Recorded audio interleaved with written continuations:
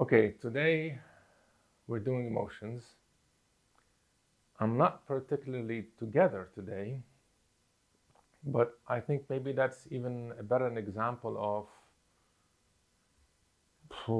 illustrating how I deal with things. Um, so, like all the videos that I'm doing, especially these ones so far, there's nothing that is short term. I'm literally trying to take a very general view of how I worked with certain aspects of myself over at least 30 years. And the second in the category of five thoughts, emotions, unconscious, spirituality, and the body. Um, and they're all intertwined and all mixed and they all affect each other. Um, Initially, if I think back to my early 20s, or even a little bit earlier, um, it was all a jumble. Um, and with time, I would go into therapy, and when time things would calm down. Um, but if I'm to summarize the 30 years, it's a mixture between being able to be present to my emotions and distraction. And my frame of reference for all of this work, not a theory but an image, is one of a parent being with a child, because that's how I envisage how human beings learn to regulate their emotions. It's through the presence of another adult with them initially. Like take a 3-year-old, for example. And the qualities that I've identified is a sense of presence and compassion. I'll keep on bringing back that image because although it sounds very simple, it's actually difficult to apply. And I'll get into why it's difficult to apply. Because initially with the therapist, that's what the therapist is doing. The therapist is, well, especially the type of therapy that I was into, which is humanitarian, humanistic, rather than cognitive behavior problem solving, or rather than something analytical, or specifically targeting the body. So with that approach, it's literally just about the therapist trying to be with me. And one of the first things that my therapist said at the time, my first therapist, is, after giving her a history that I've, just come back from the Civil War, from Lebanon, moved to Ireland, is why don't you just let things be? And my spontaneous response was, I'll end up crying for 3 days if I just think of my history. And she said, what's wrong with that? And that's a permission to allow an unraveling.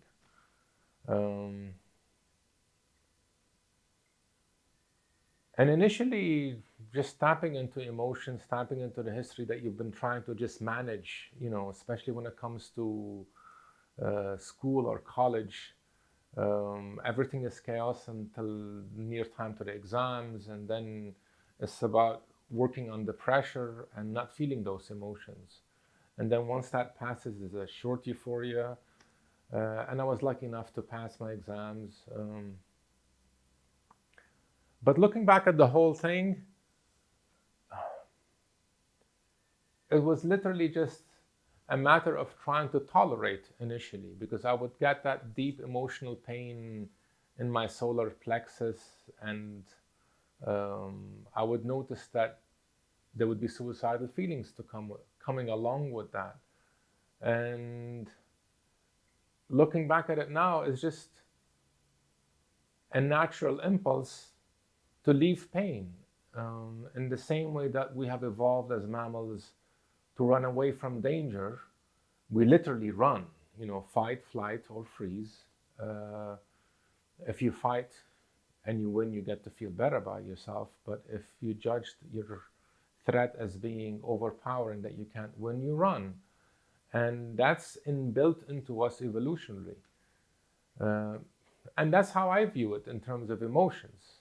That's how I view suicidal feelings. With a history of trauma, it's not necessarily pathology, but it's a natural response to want to escape. And again, looking back, the issue with memory is that the first 5 years, the development of memory and how we store memory, the brain is still forming. So today as an adult, if I want to think about what happened last week, I can think of it like a movie. I can trace in a linear way what happened last week, and I can fill in the gaps. I can remember. But the stuff that happens, say, at the age of 3 or 2 or 6 months, when there isn't a language. So all that pain that was coming up, the way I look at it is that it's a little bit like there's a baby that is crying, and if there is no adult there to soothe them, well, they'll keep crying. Eventually they'll stop, but that's very disturbing, and that's, the way I look at human beings, mammals, we're wired to seek and need the presence of an adult to help us regulate emotions. So it isn't just an issue of, well, if a baby is fed and they're crying, let them cry. For a while, some societies were thinking that way, and now we know that's very damaging, that when a baby is crying, they need to be soothed. So my sense, or the way I think about it, is that these suicidal feelings that were coming up with no imagery and no context is really old memories that are coming up to the surface, looking for what they didn't have back then, looking to be embraced, looking for a sense of presence and compassion, looking for soothing. Now, at the time, I wasn't thinking it that way. At the time, I was just feeling immense pain and not knowing what to do with it. But I had made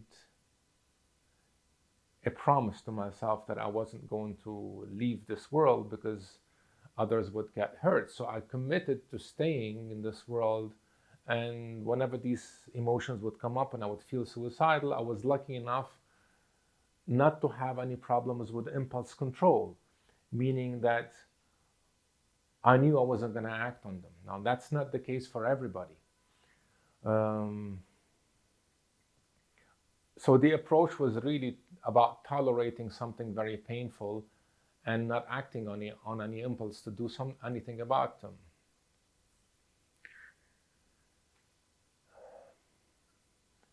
So over 30 years or more, maybe 40 years, I've sought a lot of help, and I've been to a few different therapists.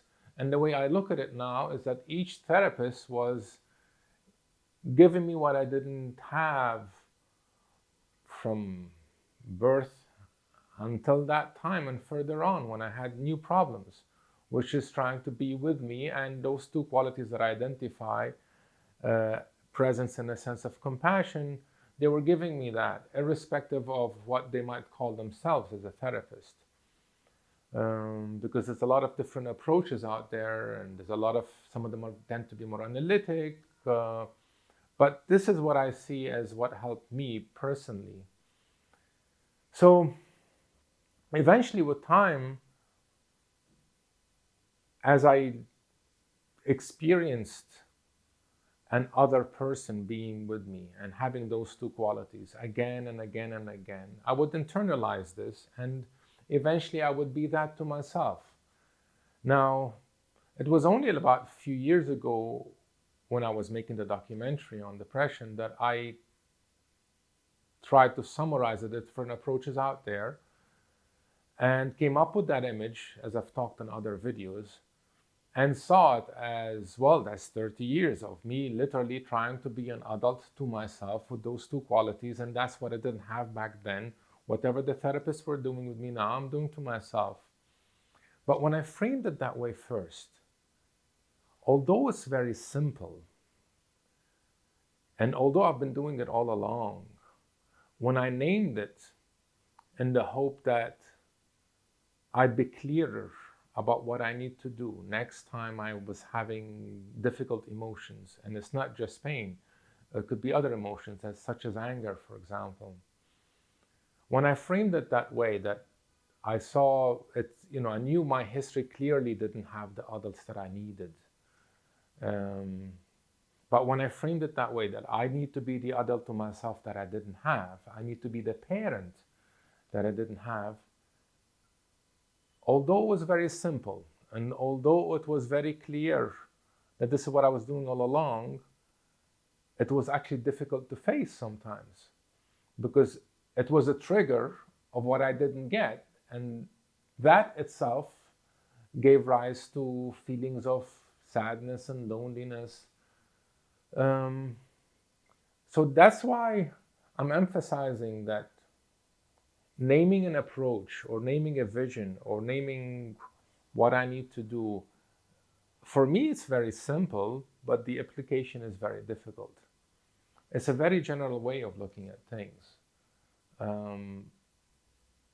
But it isn't intellect that is doing the work. It's actually being in the body and allowing the emotional regulation to happen on its own, underneath the surface, so to speak. Yeah, that's the general framework of it. I'm surprised I'm actually clear about all of this, because when I started doing this video, I was sharing with you that I'm emotionally not, I feel very messy today. I don't feel focused, so, and I didn't, I have a lot of notes here, and they're quite jumbled, and I tried to get them in some sort of linear order, but I just gave up, and I said, when we shoot, let's see what happens. So that's an illustration, and I wanted to trust that. That's an illustration that inner work isn't linear intellectual work, although that is part of it. It's about tapping into something internal that I've been cultivating a relationship with for years now. Okay, I'm going to look at the notes now. Let's see what else I have.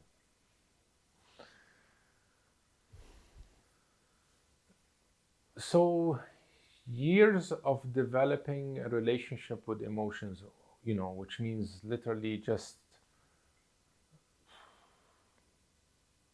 trying to sense what's going on.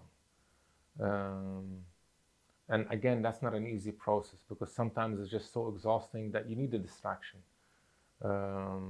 So it's a balance of trying to sit with emotions and distracting myself, in the same way that a parent or an adult, when they have a child, they try to soothe them and they hope that they calm down. But sometimes that doesn't work, and it's like, oh, look at that bird, and that works sometimes, and sometimes it doesn't work. The child keeps on crying, but I'll get into the distraction a little bit further in this video. I hope I remember to do that. Okay, I'm still jumbled up. But I just looked at my notes, and I noticed that I put down the concept of witness. So this developing a relationship with emotions, like I'm doing right now, I'm just closing my eyes and trying to be with the internal chaos. I think what happens over time, by the way, none of this is about trying to control emotions, because I hear all sorts of stuff, some people just have different approaches to their own emotions, like, I'm gonna be well, and sometimes that's necessary, for certain tasks, and I do find myself just switching off, especially if there's an emergency, or somebody else is in trouble, or I've got a task like exams, and it's like, okay, I'm gonna do this, samurai mode, and then afterwards you just collapse, or whatever, you go nutty. But for the times that I was able to be with myself and develop this relationship, I think it's a concept that I would frame from Buddhism or Zen Buddhism, or some of the various approaches that are out there. And, in meditation, you just sit with and you try to observe. And it's the concept of developing a witness to the internal world. And for me, what it is that it creates a certain distance between the sense of self, a sense of I, and what's going on. With time, I would see that I am not my emotions. Meaning that, when a child is crying, they're like, oh, or really angry, and there's a kind of a total identification, and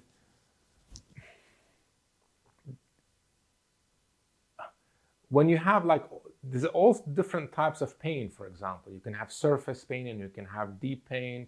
You can be in touch with your history, in touch with loneliness, and you can identify with your history. But if I practice enough sitting with myself, I start to create a distance where I'm seeing, emotions come and go. And there's a concept in Buddhism, I think it's the title of maybe George Harrison from the Beatles albums, this too shall pass, meaning that emotions are transitory, and I've, in one of the group therapy workshops, no, it's not a workshop, one of the group therapies that I did when I was in training as a counseling psychologist, I think it was psychoanalytic, although I didn't, we just sat in a group, and I remember coming in one day and I was feeling this deep pain, and we were just silent in that group. And the advice was just to sit with whatever is going on. And I had this deep pain and I sat with it for 40 minutes. And 40 minutes later, it's just shifted. And that was brilliant because it showed me that with no interference, things can shift. So any problem-solving approaches, not that I'm against them, because I do use that too, but it was a great experience to witness that things can just shift completely on their own.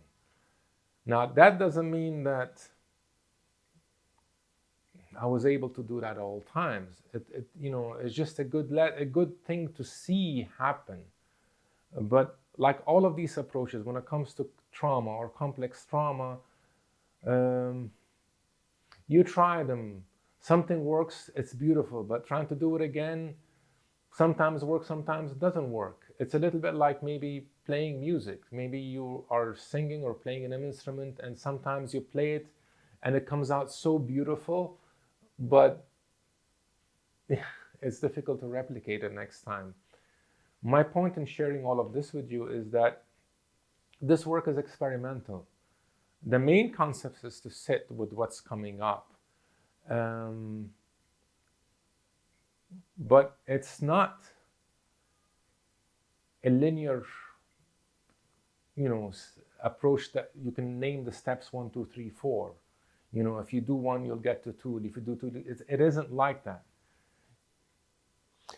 So there's being with emotions, and there's distraction.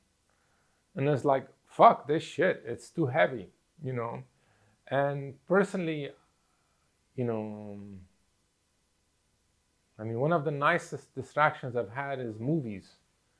I used to watch all sorts of movies when I was growing up in Lebanon during the Civil War, and it's a passion. And there's music as well. Music, there's listening and then there's the doing, playing music, and they're very different, But I remember when I was going through that period of, long-term divorce, and it got really messy. And it was so stressful, and I was very conscious at the time of what distractions do I need. Definitely not horror movies. I got that,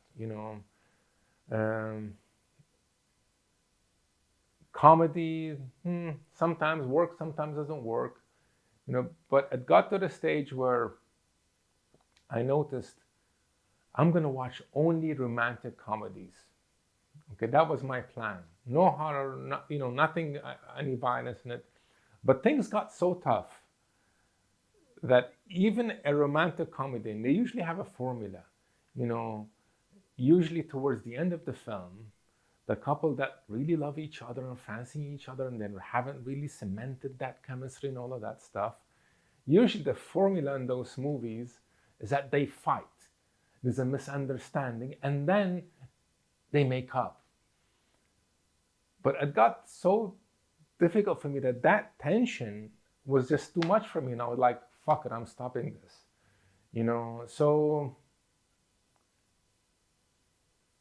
distraction is a very personal issue, and each person has to figure out what does distract, what distracts them, and trying to figure out practical approaches,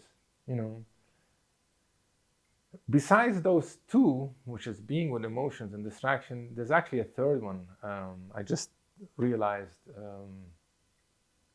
the bed, which is a state of collapse for me, and I guess that's how I view depression, as being a state of collapse, really, and it's an overwhelmed system, and the bed for me is probably the closest to the mother I never had. Oh, the bed is so comforting, and a duvet. I like to be covered even when it's hot. Actually, there is some studies recently. I'm not sure if it's studies or not, but anyway, look, some people like the weight of the duvet because it's like being hugged, But I have spent so much of my life in bed. Most of this film, well, no, this is not the film. This is the video work. Okay, the film took me about 10 years to get together, and now I'm doing all these videos. I would say 95% of the work of organizing stuff and being clear about them in order to share them was done in bed. This is how it is. I actually look at my bed now as my office. There was a period like 4 or 5 years ago when I was going through a really messed up time, and I wanted to document it. The documentary took about 10 years to do, and this is the result of it. But I wanted, at a certain point when I've decided that all of this pain needs to be shared. Well, not the pain itself. It's my working out of it. If I find a way to share it, it will make the whole thing more meaningful for me and others, rather than just one life that got bashed around so many times. It connects me to others. So I was committed to documenting really messed up states. I remember one time I was having this horrific nightmare. I'm not sure if I should share it with you. Okay, it might be too triggering for some, so I'm not going to share it for you. Should I not? Okay, I won't share it. But I remember taking my phone at 4 a.m. and writing stuff down, and my wife would look at me, Sami, it's like, yeah, sorry. So that is work. It took me years to respect bed, because for a long time I would see the bed as me not living, and I used to get sick a lot as well. I used to get sick a lot up till the age of about 21. Every 6 weeks, I would have some very high fever from as long as I can remember, and everybody would be out playing, and I would be like some really heavy antibiotics. So bed is really soothing on a sensory level and allowing myself to surrender to an inner process that is doing the healing or the emotional regulation, if you will. Um,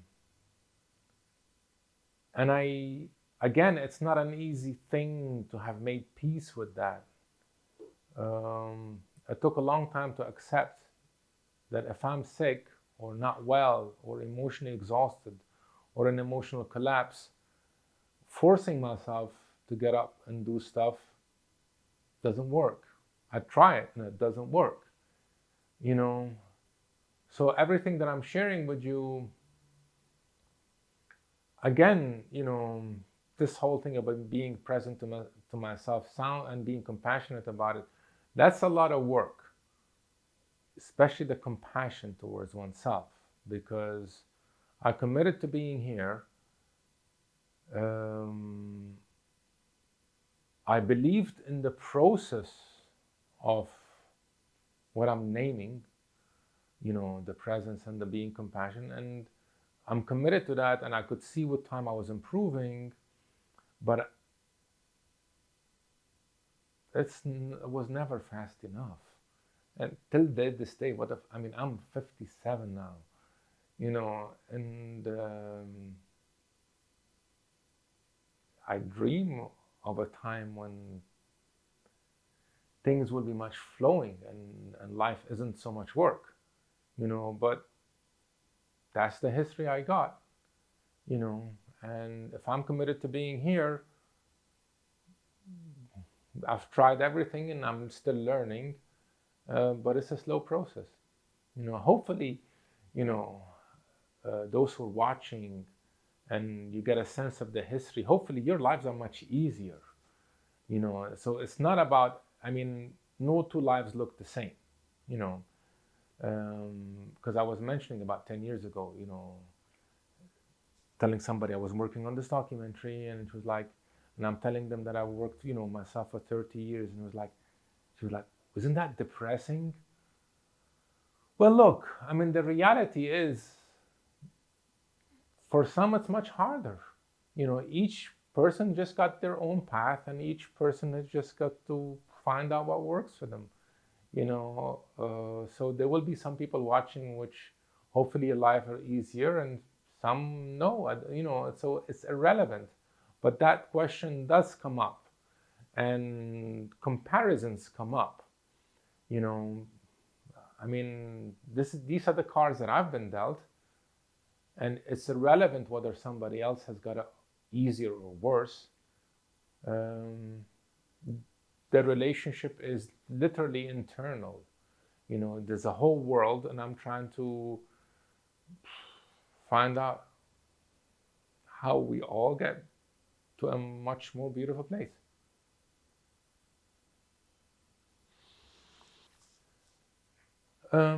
Okay, so we are on the I'm talking about the areas of emotions.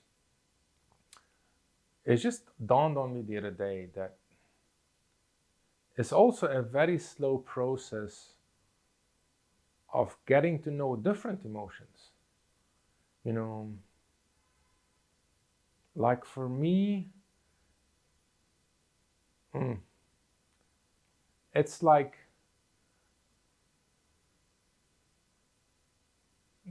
the emotion that I am familiar most with is emotional pain, and it's grief and loneliness. Not so much loneliness now, and not so much. Things have gotten better. But and I'm literally trying to tap into the history here, because the whole thing is a jumble. Earlier on, I think it was just a lot of childhood pain just coming up, looking for that embrace. There were times when I would connect with grief, loss, loss of not having time with my dad, who I loved when I was growing up. Grief over the time that I didn't get the relationship that I was looking for from my mom. But for the sake of today, for the sake of today, what dawned on me is that my system was processing emotional pain. And there are so many other emotions that intuitively I was trying to work through as well. But today I would say that anger is something that I'm still working through. Um, it became very clear to me that to feel anger is a threat to my system. It's like feeling anger shuts me down. There's something in me that doesn't allow me to feel anger. And when I think about my history, it's very clear. With my mom is, I was the first 4 years with my mom. Anger didn't have much space with her. My dad, who was compassionate, also there wasn't much room for anger and challenging him.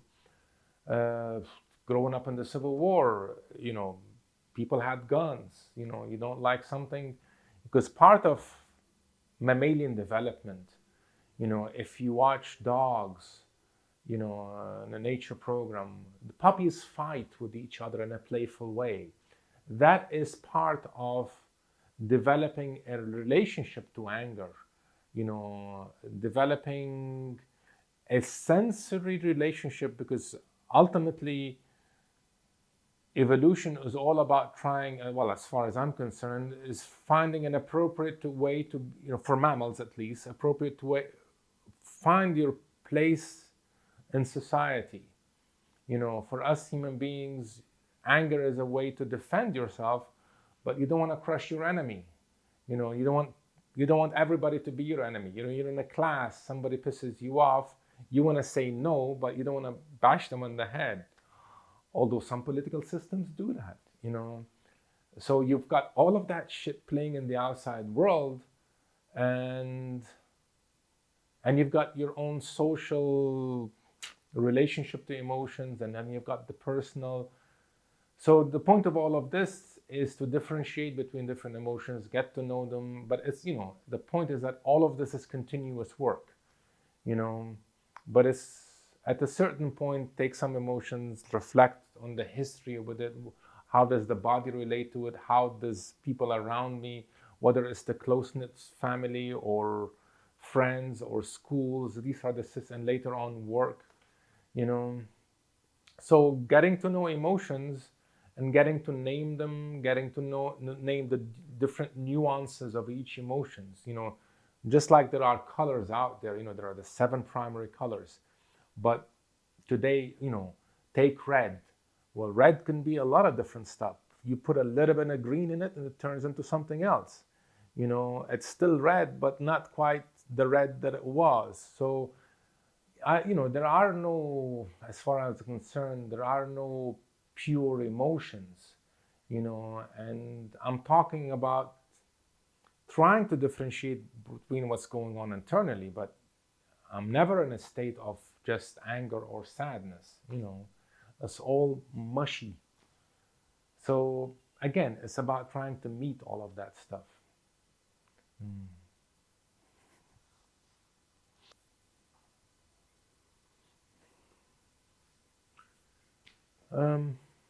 I just looked over my notes, and I guess the area of emotions is, all of the stuff is really endless.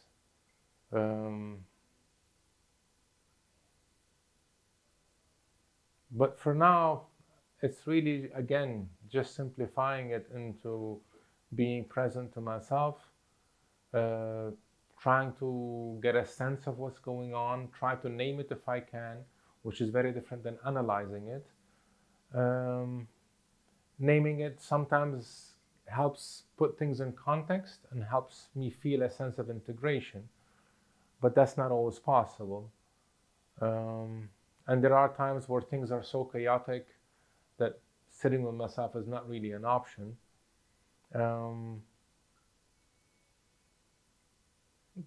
It's like meditation, the idea is to be present, but you get distracted, and you can only come back to yourself when something internal just shifts and you notice that you have been distracted, So there are a lot of things like, worth checking out, like mirror neurons. Um, to what extent should we dig into feelings and old stuff, and how much to open up? Um, but for now, I just want to keep it general. And if you guys have any questions, and I can take them and see what's appropriate and what I can um, deal with or not. Is that fine? Yeah. Okay. Okay, we take a break.